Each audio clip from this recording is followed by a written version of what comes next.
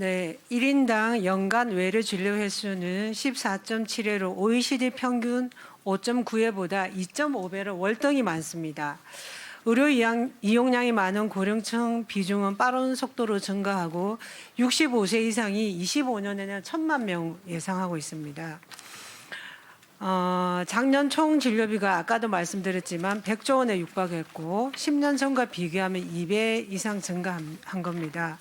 사회 구조상 재정 지출은 늘고 수입은 줄어드는 구조입니다. 건복 재정을 엄격히 관리하지 않으면 미래 세대에 큰 부담으로 작용합니다. 그렇겠죠? 네. 그래서 오늘 대다수의 의원님들이 건보재정을 말씀하십니다. 재정 건전성에 대해서 강조를 하시는 거죠. 감사원의 건보재정 실태 감사 결과를 보면 주의 9건으로 총 34건의 처분 요구가 있었고 추정되는 재정 낭비 규모가 2조 6천억이 넘습니다. 물론 다툼의 여지도 있고 부정수급으로 확정된 건 아니지만 우려가 큰 게 사실입니다. 문재인 케어가 재정 악화 원인 중에 하나로도 지적됐습니까? 맞습니다. 맞습니까? 지적됐는데. 예, 그 사용량 늘어나는 부분에 대한 지적이 있었습니다. 물론 저 역시도 보장성을 강화하고 비급여를 급여화하는 거 좋습니다. 그러나 재원 마련 대책 없이 급여화만 늘리는 건 무책임하다고 봅니다. 저는 모든 정책의 기본은 지속 가능과 상생이라고 생각합니다. 여러 의원님들이 지적해서 구체적으로 말씀드리진 않겠지만 MRI와 초음파의 경우 문케어 시행 전후에 드라마틱한 변화가 있었습니다. 그런데 검사 증가에 비례해서 관련 질환자가 기하급수적으로 늘어났습니까? 이사장님. 대표적으로 뇌 MRI는 0.1%에 불과하죠. 물론 다행입니다.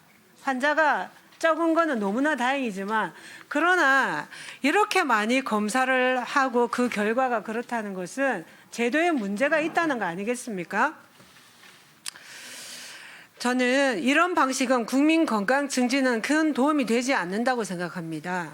아까 심평 원장께서도 초기 대기 수요자로 사용량 증가가 그 원인이라고 했는데 그러나 5년 이렇게 지나도록 계속 저렇게 늘어나는 것은 비단 그 이유만은 아니지 싶습니다. 게다가 문재인 정부는 매년 보험료 2, 3%를 인상했고 과거 정부는 1%였습니다. 내년 보험료율은 사상 처음으로 7%를 넘습니다. 7년 연속 흑자였던 재정 수지도 3년간 적자였습니다. 결국 부담은 국민들이 지고 생색은 전 정부만 낸 꼴이 아니겠습니까? 그래서 저는 재정 건전성 방안 마련이 무엇보다 중요한데 그러나 사실은 뭐가 잘 떠오르지 않습니다. 결국은 지출 구조를 유지한 채 재정 건전성을 강화하는 방법은 두 가지밖에 없는 것 같습니다. 건보료를 크게 올리거나 아니면 국고 지원을 크게 늘리는 겁니다. 결국은 모두 국민 호주머니에서 나오는 것밖에 없습니다. 혹시 다른 방안이 있습니까? 예, 의원님 말씀처럼 그 수입 부분이 아니고 지출 부분에 같이 건전화를 적극 추진해야 그러니까 됩니다. 지출 구조를 제대로 조정하지 않으면은 결국 국민 주머니를 계속 크고 깊게 하는 것밖에 방법이 없죠.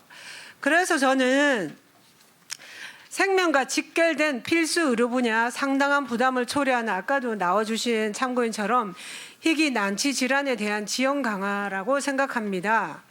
아산병원 간호사 사망 사건도 있고 그런데요. 올해 소아청소년과 전공의 확보율은 27.1%에 그칩니다. 4년 연속 정원 미달이고 외과 산부인과도 마찬가지입니다. 방법은 뭐겠습니까? 다른 지출은 줄이더라도 걸맞는 보상이 필요하다는 겁니다. 그리고 희귀 난치 질환에 대한 지원을 강화해야 됩니다. 의료보건 사회안전망 확충은 건보재정과 매우 밀접한 관계에 있습니다. 건강보험제도 목적이 인기를 얻는 게 있는 게 아니라 생명을 지키고 건강을 증진하는 데 있음을 명심하시고 재정 건전성 확보에 만전을 기해 주시길 당부드립니다. 예, 의견을 최선을 말씀해 다하겠습니다. 주십시오. 예, 저 말씀하신 대로 저희는 재정의 지속 가능성을 중요하게 생각하고 있습니다. 말씀하신 대로 적극적으로 건전화에 대해서 추진하도록 하겠습니다. 즉각적으로 나올 것 같지 않은데 적극적으로 말씀드렸습니다. 죄송합니다. 발음이. 네. 네. 수고하셨습니다. 다음은 존경하는 김원 의원님 질의해 주시기 바랍니다.